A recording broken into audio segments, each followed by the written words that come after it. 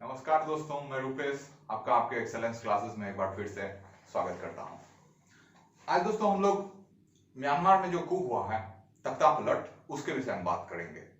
तो ये लेक्चर थोड़ा लंबा हो सकता है। इस लेक्चर को हम 4 फेज में डिवाइड किए हैं, तो अगर आप बोर हो रहे हैं या उतार रहे हैं तो आप पॉज करके रोक सकते हैं और फिर बाद में देख सकते हैं। तो हम लोग चलते हैं। इस लेक्चर को जो है हम चार फेज में डिवाइड किए हैं। तो 4 फेज जो है, इसमें सबसे पहले हम लोग देखेंगे म्यांमार को, स्पेशली जो म्यांमार क्या है।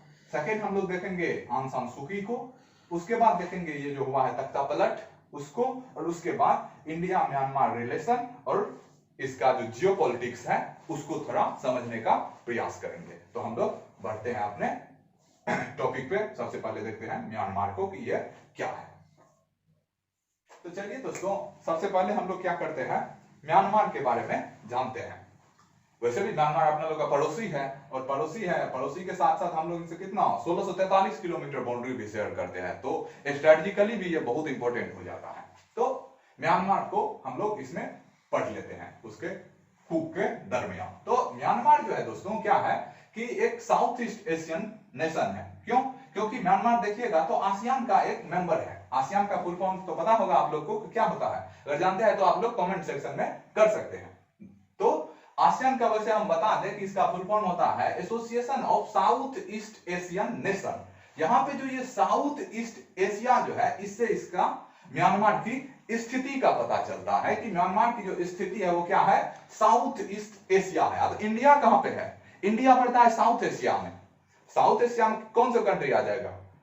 इंडिया, नेपाल, भूटान, बांग्लादेश, पाकिस्तान और श्रीलंका, ये सब आ जाता है एक साउथ एशिया में। लेकिन साउथ ईस्ट एशिया अगर करिएगा तो वो हो जाता है, आप लोग इधर म्यांमार तरफ जाइए साउथ ईस्ट में, तो उधर हो जाता है थाईलैंड, वियतनाम, लाओस, और उसके साथ में क्या है, ऊपर में उसके नॉर्थ में आता है एक कंट्री जो कि है म्यांमार। तो म्यांमार की जो स्थिति हो गई वो हो गई साउथ ईस्ट एशिया। अब यहां पे थोड़ा आसियान को देख लेते हैं। इसकी जो स्थापना हुई वो हुई 1967 में, और इसका हेडक्वार्टर कहां है अगर आप लोग जानते हैं तो कमेंट सेक्शन में कर सकते हैं। हम लोग चलते हैं अब इसके पॉपुलेशन पे, इसकी जनसंख्या पे। तो म्यांमार की जो जनसंख्या अगर आप देखिएगा तो यह है कितना, 5.5 करोड़ लगभग होगा, 5.5 करोड़, और यह है 2020 का डेटा उसके हिसाब से। तो और क्षेत्रफल इसका कितना है, क्षेत्रफल अगर आप लोग देखिएगा म्यांमार का, तो ये कंपैरेटिवली म्यांमार से बहुत आगे है। क्षेत्रफल एरिया देखिए 6,76,578 किलोमीटर स्क्वायर इसका क्षेत्रफल है, जिसमें ये लोग कितना आदमी रह रहा है, लगभग 5.5 करोड़। इसके तुलना में अगर आप लोग म्यांमार बांग्लादेश को देखिएगा तो बांग्लादेश का हो जाता है कितना, एरिया इससे कम है बट पॉपुलेशन बहुत 16 करोड़ हो जाता है बांग्लादेश का। तो उसके तुलना में भी आप कह सकते हैं कि म्यांमार की जो पॉपुलेशन डेंसिटी है वो बहुत कम है। और उसकी डेमोग्राफी को थोड़ा समझते हैं तो उसमें भी देखिएगा तो बुद्धिज्म वहां पे फॉलो होता है 88% पॉपुलेशन के द्वारा। तो आप कह सकते हैं कि वो एकदम क्या है, बुद्धिस्ट डोमिनेटेड एक कंट्री हुआ।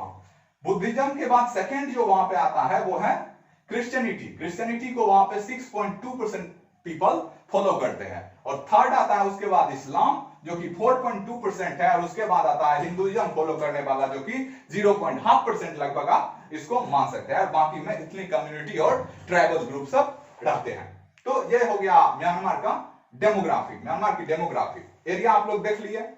अब देखते हैं कि म्यांमार जो है इसकी बॉर्डर क्या है, कितने कंट्री के साथ ये बॉर्डर शेयर करता है। तो बॉर्डर म्यांमार जो है 5 कंट्री के साथ शेयर करता है। उसमें फर्स्ट है Bangladesh, second China, third India, fourth Laos और थाईलैंड। आप लोग को ऑब्जेक्टिव में भी ऐसा पूछ सकता है कि आप लोग को 4 ऑप्शन दे दे और बताइए कि इसमें से कौन सा कंट्री जो है म्यांमार के साथ बॉर्डर नहीं शेयर करता है, और उसमें आपको उलझाने के लिए वहां पे एक थाईलैंड हटा के वियतनाम दे दे।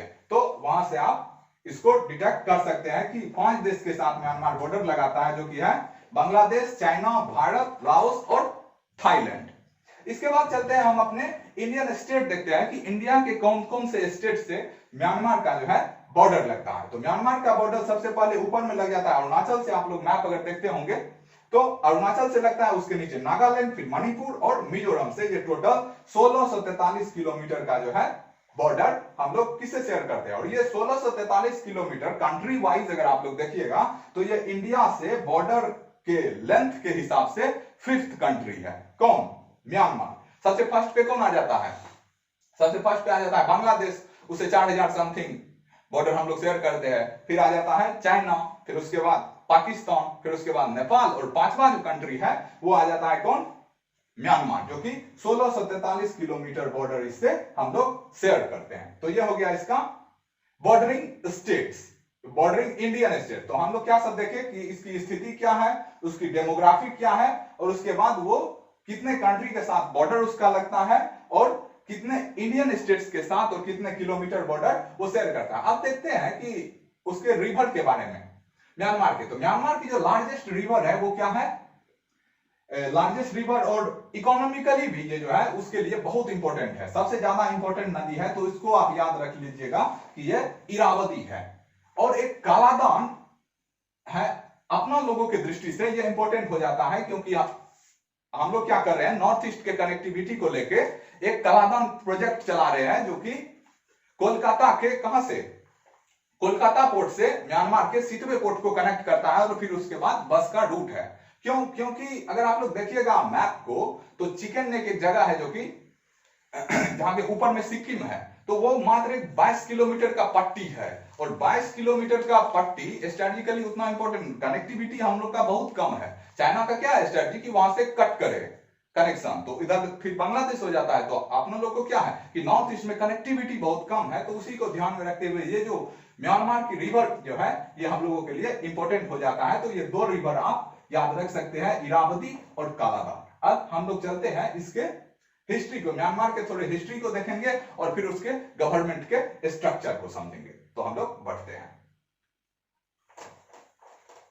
चलिए दोस्तों, हम लोग जो है देखते हैं थोड़ा म्यांमार के इतिहास को। तो क्या है कि 1824 में होता है ब्रिटिश और बर्मीज वॉर, उसमें जीत जाते हैं कौन? ब्रिटिश। और उसके बाद क्या होता है कि 1824 से लेकर के 1948 तक वहां पे ब्रिटिश सरकार रूल करती है। बीच में क्या होता है कि ब्रिटिश इंडिया और बर्मा को मिला दिया जाता है, लेकिन फिर 1937 में क्या होता है कि बर्मा को ब्रिटिश इंडिया से अलग कर दिया जाता है। वो क्यों कर दिया गया? क्योंकि दोनों तरफ हो रही थी क्या, फ्रीडम के लिए मूवमेंट चल रहा था, संघर्ष, स्वतंत्रता संग्राम वहां भी हो रहा था और यहां भी हो रहा था। तो उसको बांटने के लिए एक तरह से आप कह सकते हैं, क्योंकि अगर मिल जाता वहां पे भारत का स्वतंत्रता संग्राम और म्यांमार का भी, तो वो एक जल्दी वहां से अंग्रेज को छोड़ना पड़ता और भागना पड़ता। वैसे भी अंग्रेज रोक तो नहीं पाया। क्या होता कि फिर इंडिया 1947 में और 4 जनवरी 1948 को क्या होता है कि म्यांमार गॉट इंडिपेंडेंस, 4 जनवरी 1948 को। और इसी के चलते 4 जनवरी को वहां पे क्या मनाया जाता है? Independence day. तो ये वेरी इंपॉर्टेंट, तो make sure to remember it. तो 1937 में अलग होता है ब्रिटिश इंडिया से, और 4 जनवरी 1948 को जो है वो इंडिपेंडेंस मिल जाता है किसको? म्यांमार को। म्यांमार 1900 उसके बाद क्या होता है कि वहां पे चलता है 15 साल तो डेमोक्रेसी रहता है, लेकिन 15 साल के बाद फिर वहां पे मिलिट्री डिक्टेटर जो होते हैं वो वहां पे तख्ता पलट कर देते हैं, और 1989 में जो है वही रूल कर रहे थे। तो 1989 में बर्मा से वही क्या किए, मिलिट्री डिक्टेटर जो थे वो उसको म्यांमार कर दिए। ये बर्मीज वहां पे उस टाइम में, जिस टाइम में बर्मा नाम दिया गया था, उस टाइम में वहां पे 40% पॉपुलेशन है। बर्मीज एक वहां पे ट्राइबल कम्युनिटी थी, तो उसके कारण वहां पे नाम पड़ा था बर्मा। तो म्यांमार को भी वहां पे और ट्राइबल कम्युनिटी भी है, तो उस सबको भी ध्यान में रखते हुए बर्मा से म्यांमार किया गया इसको। और उसी टाइम में और बहुत कुछ बदला था, जिसमें कि रंगून को जो है यंगून कर दिया गया, और वहां पे इससे पहले पर इरावदी, उसका भी नाम 1989 में ही चेंज कर दिया गया था। अगर आप 1989 से पहले इरावदी नदी का नाम जानते हैं तो आप कमेंट सेक्शन में कर सकते हैं। बाकी आगे चलते हैं हम लोग। अब वो क्यों किया यहां पे 1989 में बर्मा से म्यांमार? एक्चुअली क्या है ना, म्यांमार जो है वो लोग अपने आइडेंटिटी के लिए बहुत उत्सुक रहते हैं, और ब्रिटिश का वो लोग नहीं कोई रखना चाहता है हिस्ट्री, उसको हमेशा मिटाना चाहता है ब्रिटिश इतिहास को। कॉलोनियल हिस्ट्री को अपना। तो उसके लिए वो लोग देखिएगा तो म्यांमार ऐसा कंट्री है जो कि अभी तक कॉमनवेल्थ का भी पार्ट नहीं बना है। और कॉमनवेल्थ आप लोग जानते होंगे कि कॉमनवेल्थ एक ऐसे कंट्रीज का एक यूनियन है जो कि कभी ना कभी क्या थे, ब्रिटिश एम्पायर के अंदर आते थे, ब्रिटिश के कॉलोनी थे। हाँ, कुछ एक्सेप्शन भी है उसमें भी, तो उसको भी आप देख सकते हैं। तो म्यांमार एक ऐसी कंट्री है जो कि ब्रिटिश की कॉलोनी रहने के बावजूद भी जो है अभी तक कॉमनवेल्थ की पार्ट नहीं बनी है कभी भी। तो इससे पता चलता है कि वह लोग अपने ब्रिटिश इतिहास को मिटाना चाहते हैं। आगे इसके कैपिटल को देखते हैं तो वो हो जाता है नैपीताओ। यह भी 2005 में उसका कैपिटल बनता है। उससे पहले कौन था, यंगून। तो नैपीताओ बनता है 2005 में। और उसका अगर जीडीपी की बात करें, म्यांमार की जीडीपी की, तो नॉमिनल टर्म में उसकी जीडीपी कितनी है, लगभग $70 बिलियन के आसपास। और पीपीपी टर्म में अगर देखिएगा तो उसकी जीडीपी कितनी है, लगभग 350 से 350 बिलियन डॉलर के आसपास। अभी नॉमिनल टर्म क्या हुआ, पीपीटी टर्म क्या हुआ, तो ये आपको हमारे जो इकोनॉमिक्स के फैकल्टी है उनके एरिया में आता है। तो वो लोग आपको इस पे अगर आप लोग बोलिएगा तो एक स्पेशल वीडियो बना के समझा देंगे। वैसे भी अगर उनके सिलेबस में आएगा तो वो समझाएंगे नहीं, तो उनको भी देखते रहिए। आगे चलते हैं हम लोग उसके करेंसी के बारे में। म्यांमार की जो करेंसी है वो क्या है, क्यात है। क्यात, और क्यात को अगर आप इंडियन रुपी से कंपेयर करिएगा तो लगभग अभी क्या है, 1 RS के बराबर 20 से 21 क्यात होता है। और कुछ दिन पहले इसका ठीक था, लगभग 17-18 रुपए के आसपास आता था, लेकिन फिर उसके बाद इसकी करेंसी क्या हुई, पिट गई मार्केट में। तो उसके बाद अभी जो है इसकी स्थिति क्या है, 20 से 21। तो आगे हम लोग अब देखते हैं कि म्यांमार की गवर्नमेंट की क्या स्ट्रक्चर है और उसमें मिलिट्री की क्या भूमिका है। तो उसको थोड़ा समझने का प्रयास करते हैं, हम लोग आगे बढ़ते हैं।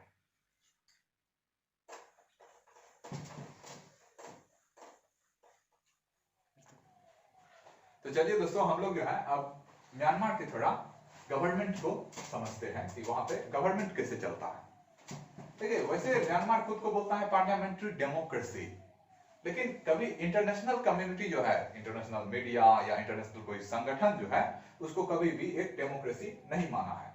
इसमें बीच में भी एक बहुत क्या कहते हैं, प्रोमिनेंट इंटरनेशनल कोई यूनियन था जो कि उसको ऑथोरिटेरियन रिजीम बोल रहा था। आई थिंक इकोनॉमिस्ट मीडिया में आया था ये। तो वो भी उसको ऑथोरिटेरियन रिजीम मान रहा है, किसको, म्यांमार को। तो थोड़ा समझते हैं कि उसके गवर्नमेंट में ऐसा है क्या। तो उसका जो गवर्नमेंट है अपना लोगों के तरह बाइकैमरल है। बाइकैमरल करने का मतलब होता है द्विसदनीय।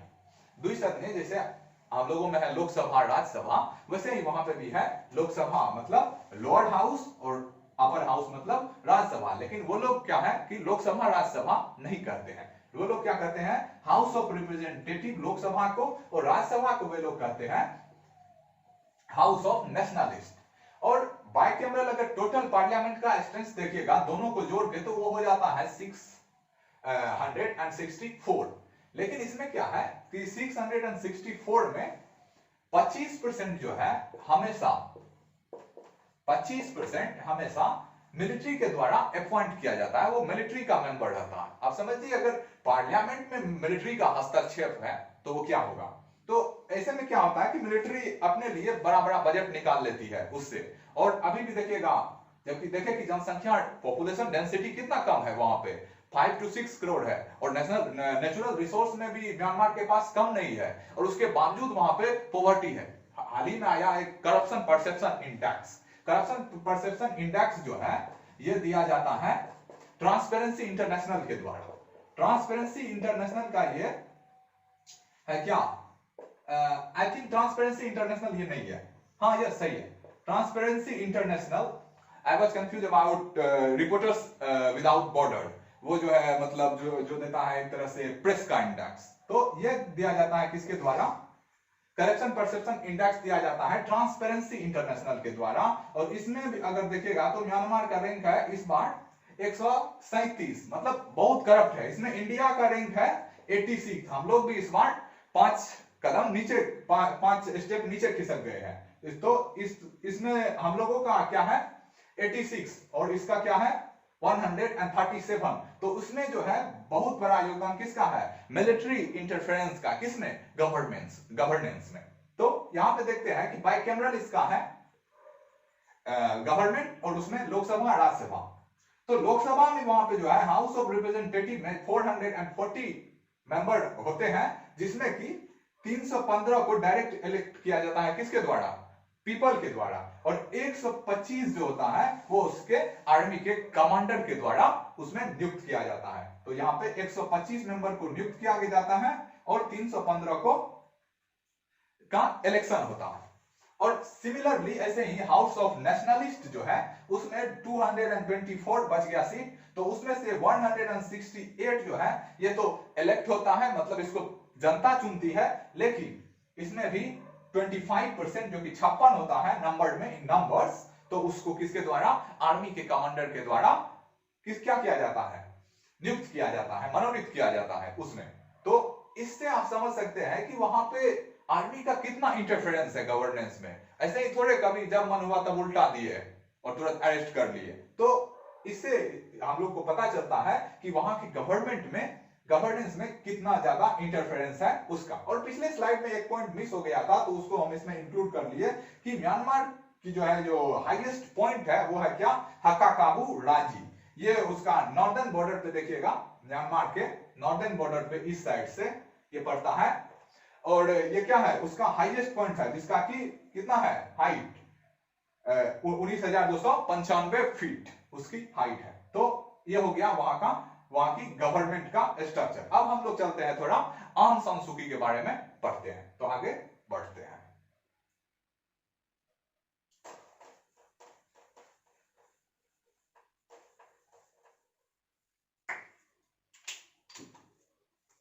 तो चलिए दोस्तों, अब जो है हम लोग आंग सान सू की के बारे में जानते हैं। तो इसमें आंग सान सू की का जो मतलब बॉर्न हुआ, सी बॉर्न ऑन 19 जून 1945 को। देखिए जब वर्ल्ड वॉर जो है जब खत्म होता है उसी समय में इनका क्या होता है? एक तरह से बॉर्न होता है। वे जो थी सो बीए करती है कहां से? डीयू से, दिल्ली यूनिवर्सिटी से करती है। कब? वहां की लेडी श्री राम कॉलेज से। ये जो है LSRM कॉलेज, ये क्या है? लेडी श्री राम कॉलेज से वे करती है। 1945 में बॉर्न हुई, तो उस हिसाब से आप 17-18 साल जोड़ लीजिए। 1968 में अगर उसका हो गया एमए तो 1967 में वो डीयू के श्री राम कॉलेज से क्या करती है? बीए करती है। और उसके बाद एमए करती है वो फॉरेन जाके। तो एमए करने के बाद 1972 में वो मैरिड होती है। किससे? माइकल एडी से। ये जो है ये एमए यहाँ पे वो डिग्री वाला ने है, ये एमए यहाँ पे है उनके हस्बैंड का नाम। ये कौन है? Michael AD. माइकल एडी से उनकी शादी होती है कब? 1972 में। और 1972 से उनको, माइकल एडी से उनका 2 गो क्या होता है? ऑफस्प्रिंग या किड्स। और 1991 में अभी हम लोग आंग सान सू की को किसमें? एक बर्ड्स आई व्यू में देखने का प्रयास कर रहे हैं। और 1991 में आंग सान सू की को नोबेल पीस प्राइज मिलता है, जो भी उसको लेने के लिए जहां नहीं होता है। वो क्यों? तो आगे पढ़ेंगे। 1999 में जो है उनके हस्बैंड जो है, किसमें? Husband died of prostate cancer. उनके हस्बैंड जो है वो प्रोस्टेट कैंसर से मर जाते हैं। तो ये हो गया उनके लाइफ को हम लोग देखे एक बर्ड्स आई व्यू में। अब चलते हैं उनके पॉलिटिकल करियर के बारे में कि उनका पॉलिटिकल कैसे क्या होगा? उदय हुआ। तो चलते हैं हम लोग उनके पॉलिटिकल करियर को देखते हैं। अब तो चलिए दोस्तों, हम लोग अब देखते हैं आंग सान सू की के पॉलिटिकल करियर को, कि उनकी पॉलिटिकल करियर की जर्नी कैसी और अभी तक कैसे चल रही है। तो हम लोग देखते हैं कि आंग सान सू की जो है अपनी एजुकेशन पूरा करके 1988 में जो है वो म्यांमार बर्मा लौटती है। तब तो बर्मा ही था, क्योंकि 1989 में ना बर्मा से म्यांमार हुआ। तो उससे पहले तो 1988 में हम लोग देखते हैं कि आंग सान सू की जो है वो आती है कहां पे? म्यांमार।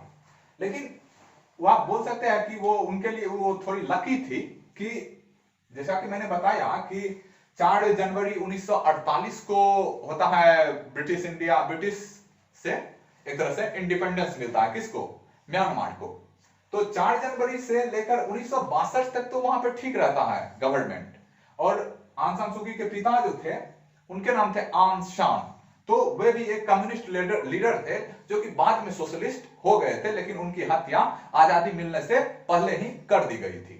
तो हम लोग देखते हैं कि 1962 तक तो ठीक रहता है 1948 से, लेकिन 1962 में क्या होता है कि वहां पे फर्स्ट बार कू अटेम्प्ट किया जाता है, एक तरह से सक्सेसफुल कू अटेम्प्ट किया जाता है वहां के उस टाइम के मिलिट्री डिक्टेटर जो थे यू ने विन के द्वारा। सबसे पहले 1962 में यू ने विन के द्वारा म्यांमार में कू किया जाता है। इसको ध्यान से देखिएगा, इसको कुप या कॉप ने पढ़ते हैं, इसको हम लोग क्या पढ़ते हैं, कू। यहाँ पे जो ये पी है ये साइलेंट है। तो हम लोग देखते हैं कि यू ने विन के द्वारा 1962 में सबसे पहले क्या है कि वहां पे तख्ता पलट किया जाता है।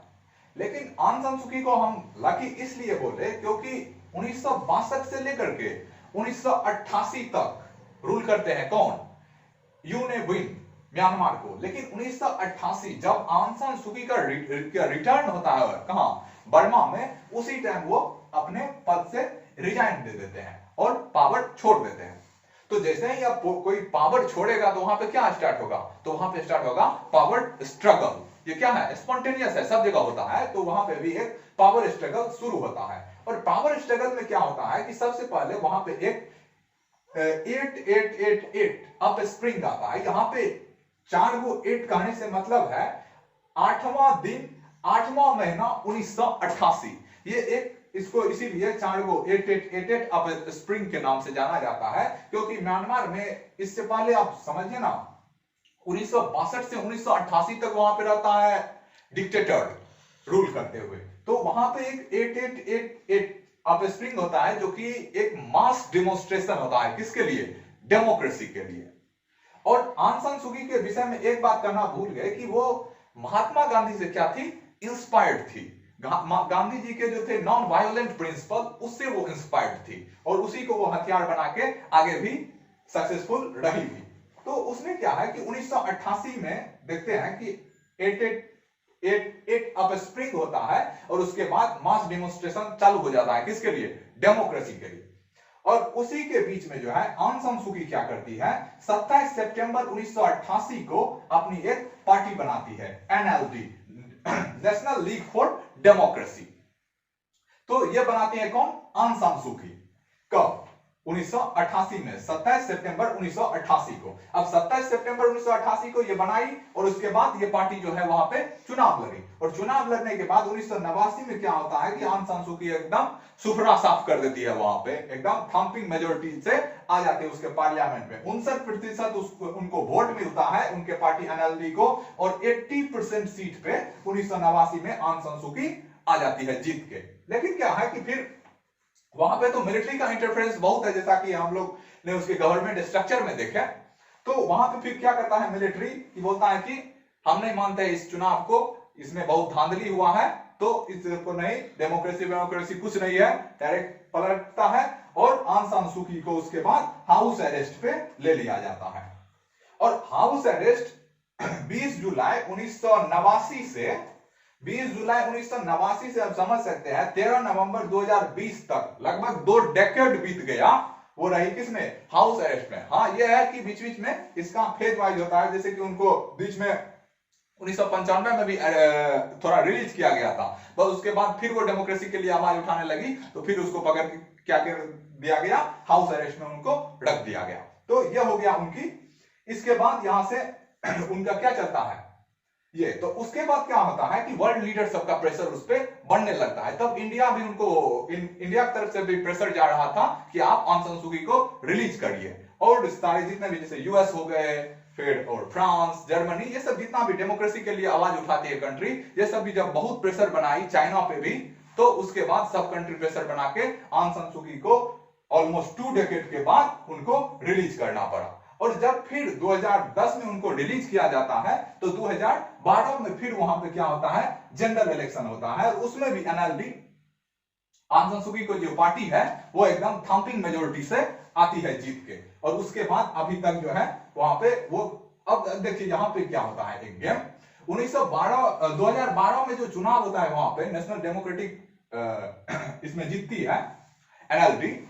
तो इसमें उनका जो कौन मिलिट्री डिक्टेटर है वो उस बीच में कर देता है कॉन्स्टिट्यूशन में हेरफेर। कॉन्स्टिट्यूशन में क्या एक प्रावधान बना दिया जाता है कि जो एक फॉरेनर से शादी की हुई है या जिसकी मदर फॉरेनर है, जो कि आंग सान सू की से रिलेटेड था, तो वो प्रेसिडेंट नहीं बन सकता। तो उसी के बाद आंग सान सू की क्या करती है, वो तो आगे या फुल मेजोरिटी से ना, अब कोई मेजोरिटी से फुल है तो वो कॉन्स्टिट्यूशनल अमेंडमेंट कर सकती है। तो उसके बाद वो एक पद बना लेती है जिसको बोलते हैं स्टेट काउंसलर, और वो स्टेट काउंसलर एक तरह से प्रेसिडेंट से भी ऊपर हो जाता है। और उसके बाद आंग सान सू की जो है वहां पे पहली बार बन जाती है क्या, स्टेट काउंसलर।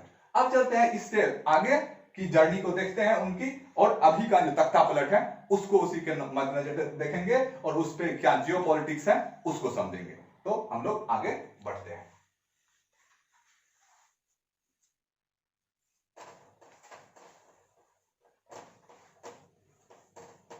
तो चलिए दोस्तों, अब हम लोग देखते हैं कि वर्तमान में जो हुआ है, प्रेजेंट में कू तख्ता पलट म्यांमार में, उसके पीछे क्या रीजन है और उसको पीछे से भी थोड़ा रिलेट करते हैं।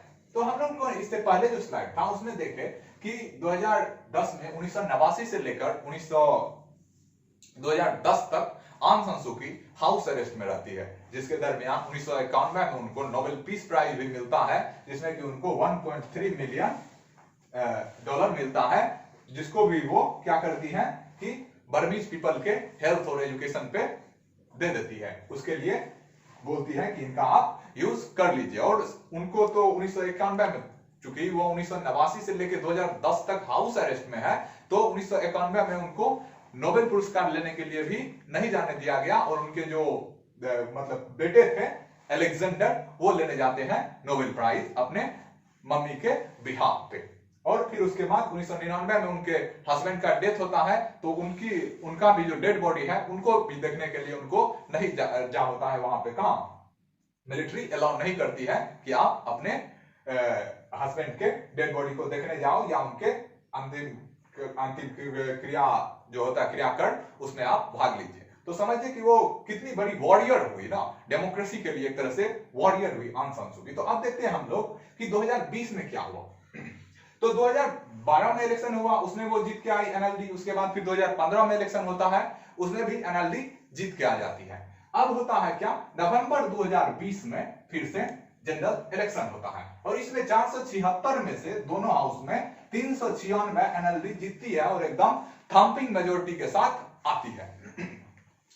और इसमें क्या है कि उसका जो लोअर हाउस है उसमें 315 सीट, चूंकि लोअर हाउस में कितना है 440, जिसका कि 25% मिलिट्री के लिए रहता है रिजर्व, और उसमें 315 पे इलेक्शन होता है, जिसमें कि उनको मिला कितना 258। और सबसे सरप्राइजिंग बात है कि उसमें जो उनकी क्या है मिलिट्री का एक मिलिट्री बैक्ड एक पार्टी है, यूनाइटेड सॉलिडारिटी डेवलपमेंट पार्टी वहां की, जो कि मिलिट्री बैक्ड है। वहां पे मिलिट्री का 25% तो है ही सीट रिजर्व, और उसके बाद भी मिलिट्री चुनाव भी लड़ती है। उसमें लड़ते हैं कौन सा, जो मिलिट्री जनरल सब जो रिटायर्ड होते हैं, तो रिटायर होने के बाद उस पार्टी से लड़ती है, और वो पार्टी क्या है यूएसडीपी। उनको मिला ओनली 33 सीट्स, किसमें लोअर हाउस में, हाउस ऑफ रिप्रेजेंटेटिव में। और सरकार जो बनती है उसमें भी लोअर हाउस के बहुमत के आधार पे सरकार का गठन होता है। वैसे अपर हाउस में उनको 168 में एनएलडी को 168 मिला, तो वहां भी आप बोल सकते हैं कि उनको एकदम थम्पिंग मेजोरिटी मिला है। तो वहां पे ये मिलता है। अब इसमें क्या होता है, तातमा दाव। तातमा दाव एक टर्म है जो कि म्यांमार में यूज होता है आर्मी के लिए, जैसे हम लोग यूज करते हैं फौज, ऐसे ही म्यांमार में आर्मी को बोला जाता है तातमा दाव। अब ये जो इलेक्शन हुआ वहां पे 2020 नवंबर में, तो उसके बाद से वो लोग क्या करने लगा कि वहां पे लगभग 9 मिलियन वोट्स में वहां पे इर्रेगुलरिटी है। ये बहुत ही प्यारा शब्द है अंग्रेजी का, जिसका हिंदी होता है अनियमितताएं, और जो कि 314 सीट पे रिलेटेड है। उन लोगों के कहने का मतलब है कि 8.6 जो ये मिलियन वोट है, ये वहां पे गड़बड़ गिरा है, मतलब वहां पे एक आदमी 2 दिया है या 3 दिया है, इस तरह की इरेगुलरिटी वहां का कौन तातमा दाव बोल रहा है। और अभी जो तख्ता पलट किया उनका नाम है मिंग ऑंग हलाइंग। तो मिंग ऑंग हलाइंग जो है, ये इनका कुछ दिन पहले आया था स्टेटमेंट कि मिलिट्री जो होगी वो क्या होगी, 2008 के कॉन्स्टिट्यूशन से अबाइड बाय होगी। अबाइड बाय एक फ्रेज होता है इंग्लिश में, हम लोग देखेंगे वोकैब के सेक्शन में। तो अबाइड बाय का मतलब होता है कानून के हिसाब से चलना। तो ये बोल रहा है, कौन बोल रहे हैं? मिंग उंग हलाइन, जो कि अभी तख्ता पलट करके इन्हीं के हाथ में अभी पावर है। किनका? म्यांमार का। तो ये बोल रहे हैं कि मिलिट्री जो है वो 2008 के कॉन्स्टिट्यूशन से अवॉइड होगी। और अवॉइड होने का यहाँ पे ये बहुत ही क्या एक तरह से शॉकिंग स्टेटमेंट था सबके लिए, क्योंकि 2008 का जो कॉन्स्टिट्यूशन है वो वहां पे मिलिट्री ही बनाया है, तो वो उन लोगों के हिसाब से। और ये भी बोले थे कौन?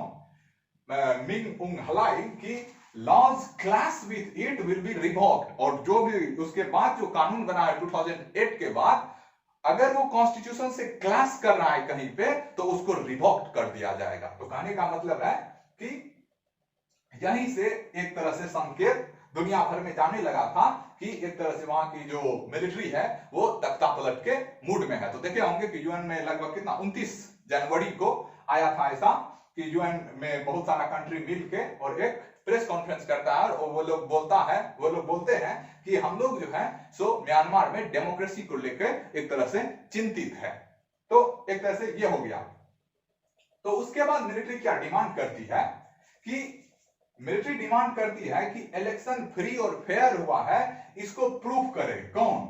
इलेक्शन कमीशन, वहां की जो है यूनाइटेड इलेक्शन कमीशन, और गवर्नमेंट और पार्लियामेंटेरियंस जो इलेक्ट होके आए हैं उनको बोला गया था कि 1 फरवरी से पहले जो है आप 1 फैब से पहले आप इसको प्रूव कीजिए कि ये जो इलेक्शन हुआ है जो फ्री और फेयर हुआ है। और अगर ये नहीं करिएगा तो 2 फैब को जो है वो मीटिंग होने वाली थी पहली संसद की, वहां की नई संसद की। तो उससे पहले वो लोग क्या किया कि उसको कू अटेम्प्ट करके आंग सान सू की को फिर से हाउस अरेस्ट में रख लिया गया और मिलिट्री आ गए पावर में।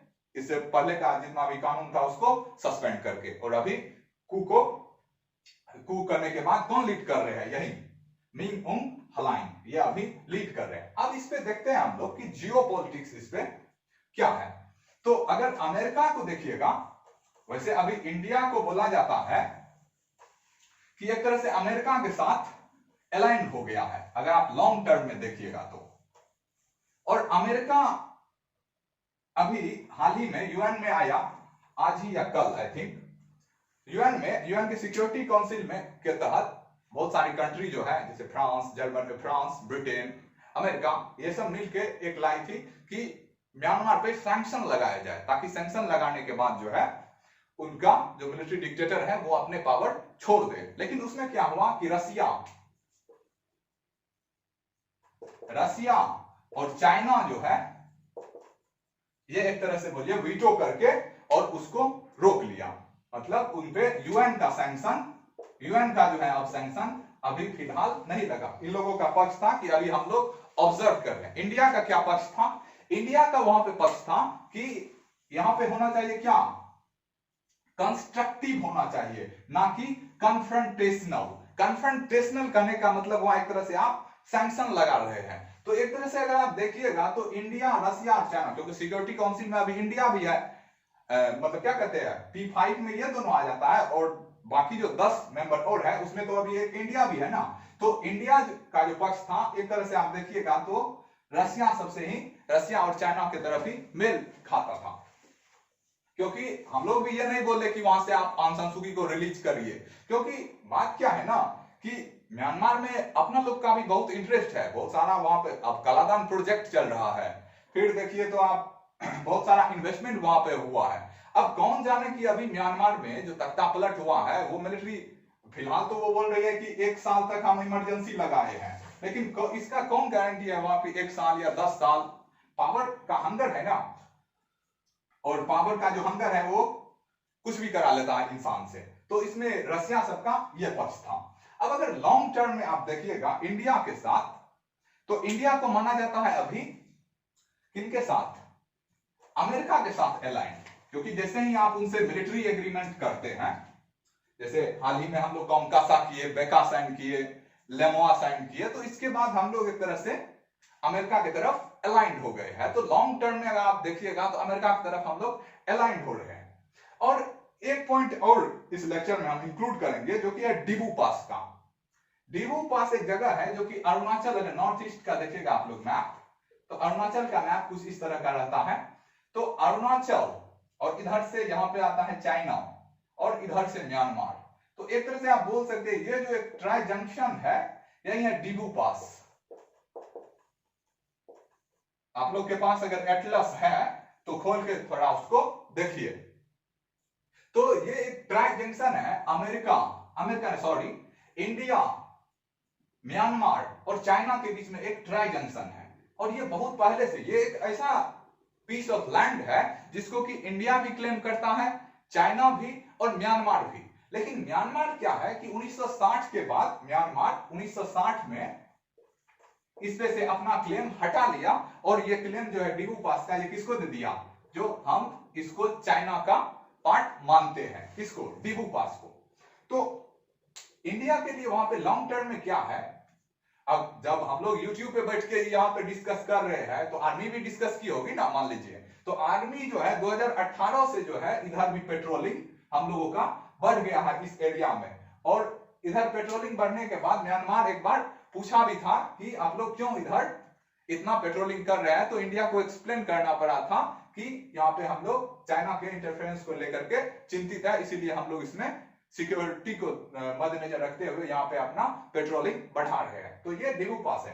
अब हाल ही में आप देखिए, अगर यहां से म्यांमार चले जाता है प्रो चाइना हो जाता है, जो कि होने ही वाला है, जैसे कि अपना लोग अब यूएस के साथ अलाइंड हो रहे हैं और यूएस जो बाइडेन अभी धमकी दी है म्यांमार को कि हम लगाएंगे आप पे सैंक्शंस।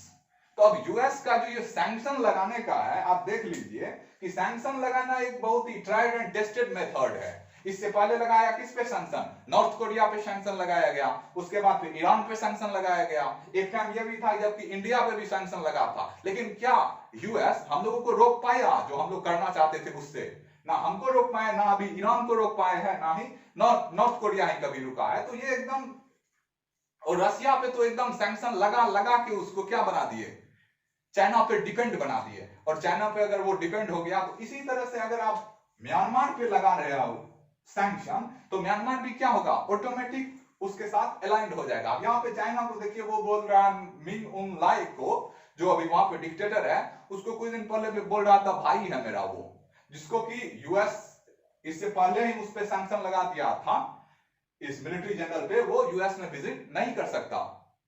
उनका जितना भी पैसा सब है या बिजनेस है बहुत सारा, वो सब यूएस में सीज हो गया है। तो इसके बावजूद क्यों, एक शेर है किनका, राहत इंदौरी का। राहत इंदौरी कहते हैं कि उनका एक शेर है कि ये पता कर लो कि दुश्मन का दुश्मन कौन है, अब इसी कांटे से ये कांटा निकाला जाएगा। तो चाइना का जो फॉरेन पॉलिसी आप देखिएगा तो वो बहुत क्या है, फ्रैडुलेंट है, मतलब हिपोक्रेट आपको लगेगा, बट फ्लेक्सिबल भी बहुत है, लेकिन सक्सेसफुल है। यहाँ पे यूएस को आप देखिए सैंक्शन लगा लगा के रशिया को बना दिया प्रो चाइना। ऐसे ही अगर म्यांमार को बना देता है तो हाल ही के दिन में जैसे नेपाल हो गया था प्रो चाइना, और वहां पे लिम्पिया धूरा काला पानी के पास एक विवाद आ गया था, तो इसी तरह अगर म्यांमार यहाँ पे चाइना के को सपोर्ट करने लगे तो यहाँ पे एक तरह से स्टैंड ऑफ हो सकता है। किस तरह का, जिस तरह का हुआ था कुछ दिन पहले काला पानी नेपाल के आसपास में। तो हम लोग ये जो लेक्चर था ये था वर्तमान के म्यांमार के कू पे। तो इस तरह का लेक्चर मंथ में हम 2 लाने का प्रयास करेंगे। आशा है आप लोग इसको देखिएगा और एंजॉय करिएगा। मिलते हैं हम अपने नेक्स्ट वीडियो में, तब तक के लिए चलते हैं, बाय।